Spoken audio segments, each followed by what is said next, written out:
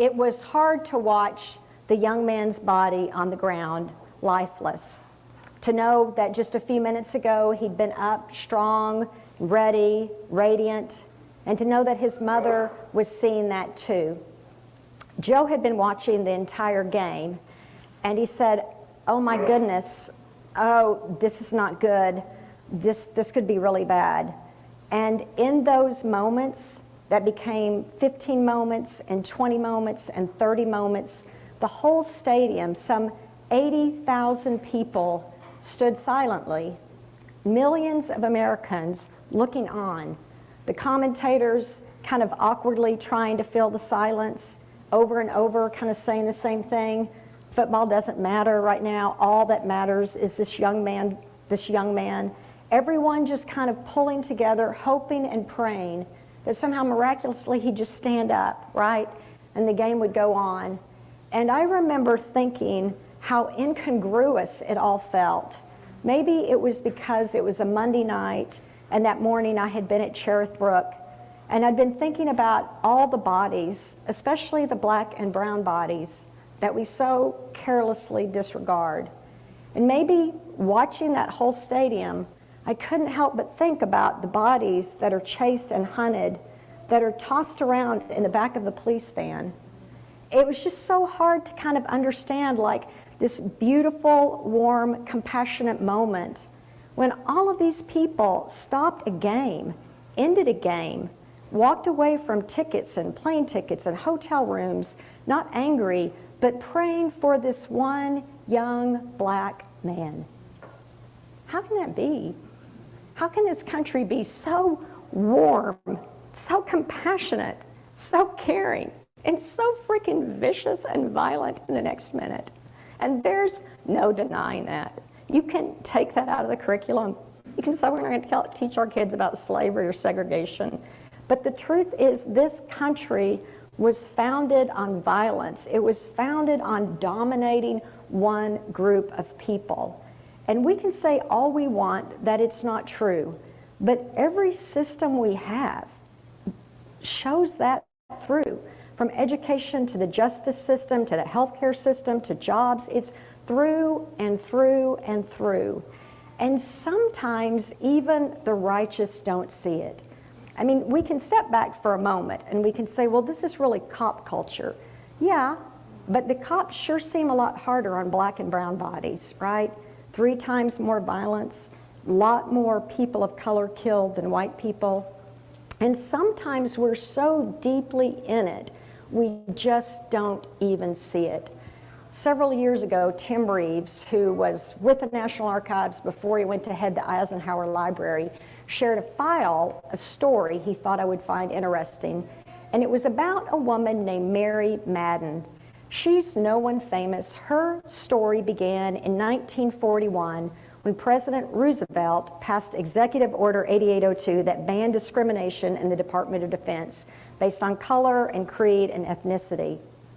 And Mary Madden was, as the file described, a Negro woman from Wichita Falls, Texas. She lived on Winona Drive, and she took the civil service test, and she made an 89, and she was offered a job at the War Relocation Center as a nurse in Jerome, Arkansas.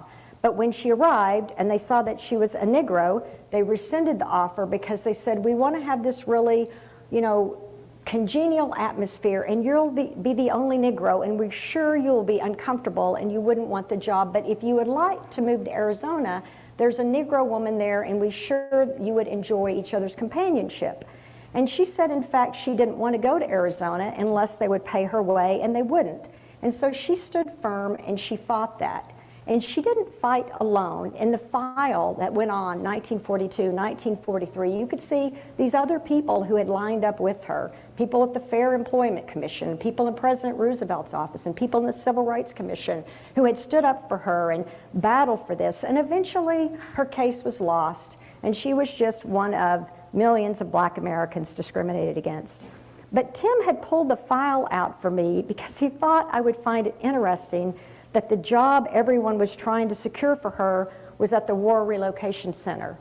And if you know what that means after Pearl Harbor was bombed, 117,000 Japanese Americans, 70,000 of whom were put in these centers like this one in Jerome, Arkansas. Little children were taken away from their home and their school, their pet, their playground, right? You know, they kept them at the Santa Rosa racetrack, many of them, that kept families in stalls for weeks, right? While people like the governor of Arkansas, you know, lobbied to get that camp at his state with the assurance that when the war was over, not one of those people could remain in their state, which is how Paul Massow and his family was relocated by a UCC church up to Chicago after the war. Those children lost everything, their families, we know that, right? They lost not just their home, they lost their business, they lost everything. And they were taken across the country in these unfamiliar terrains where they were put.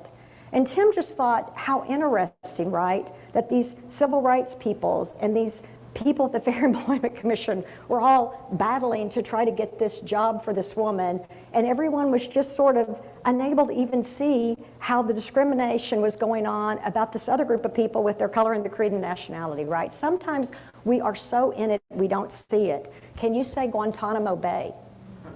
Can you say Abu Ghraib?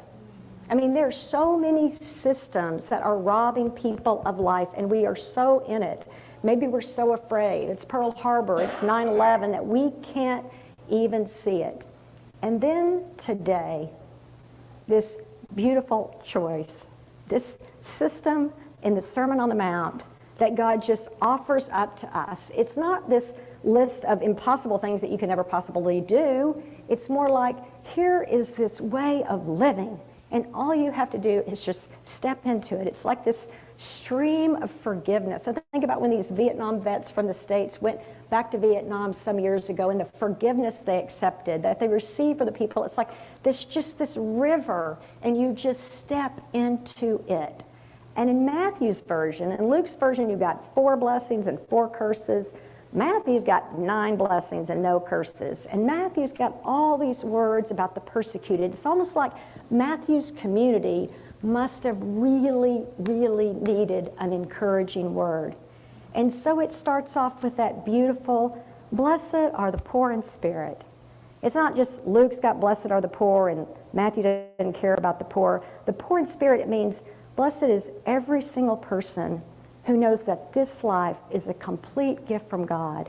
You're completely dependent on God's grace. Not that, well, look what I did, look what I've done, look how smart I am, look how much money. No, it's this gift of people who understand that every single day, to listen to this music, to have a cup of coffee, to see your friend, to touch your lover, to stand in the shower, it is all, guess what, a complete and total gift of God. Thank you, thank you, thank you.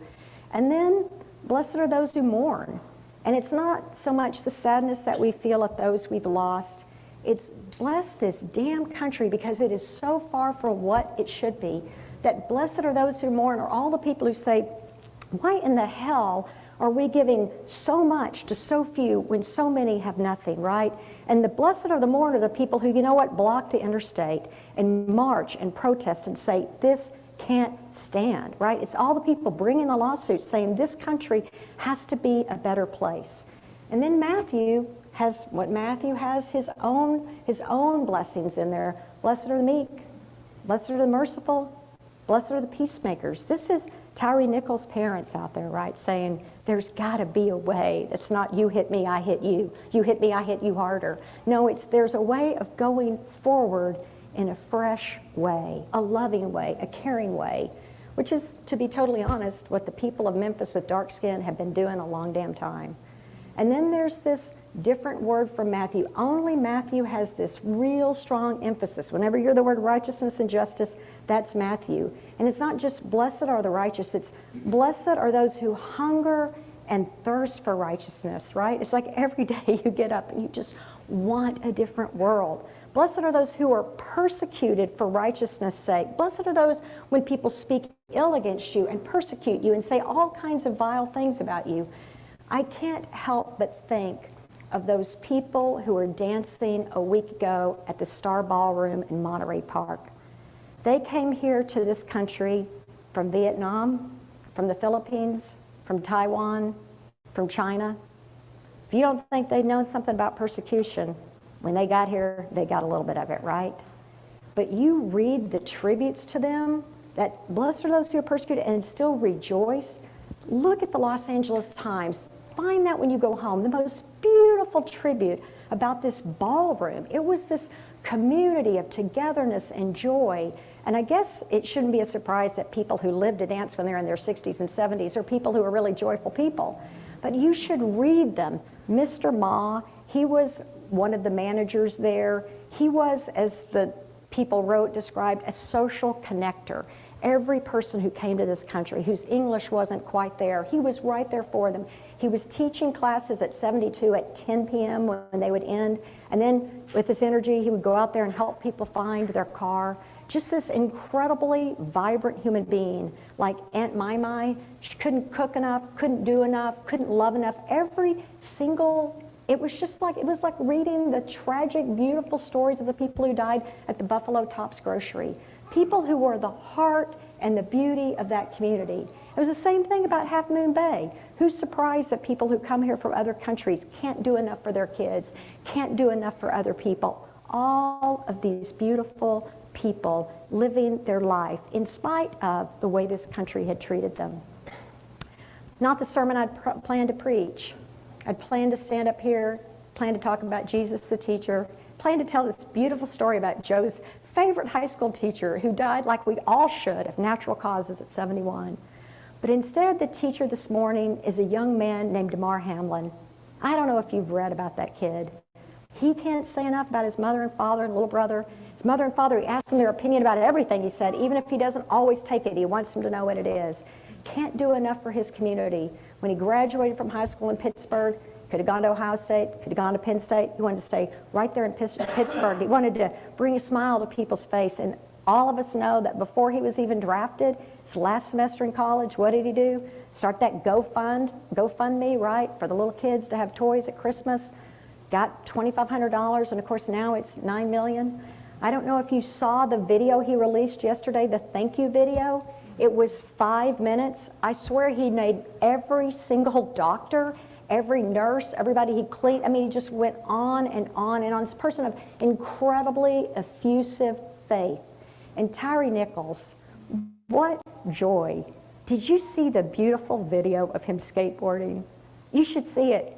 His attorney released it, twirling in the air. I mean, I thought of my son, skateboard and longboard and surfboard, just the way people do that, the way they just throw their bodies into the air, such incredible grace. The way this young man loved this earth, how he would use his camera to photograph the sunset night after night. He was an artist. That's what he was doing when the police stopped him, coming home from taking a picture of the sunset. And how he loved his parents. He would come into the house and he would say, "Hey parents!" Had his mother's name tattooed on his arm. This morning, these teachers, they stand before us. They are the best of us, right? They are the best of who we can be. And they all invite us to look at our own lives, to say, are we living as righteously as we can? Are we living as joyfully as we can? Are we sharing every single thing we can? This morning, the sermon comes to us not from a mount. It comes to us from a silent stadium filled of Americans praying. It comes to us from a skateboard park that was a place of love and acceptance. It comes to us from a ballroom where people twirled and sashayed and offered up their beautiful spirits. May we honor these gorgeous, remarkable, holy, treasured lives with our own. Amen.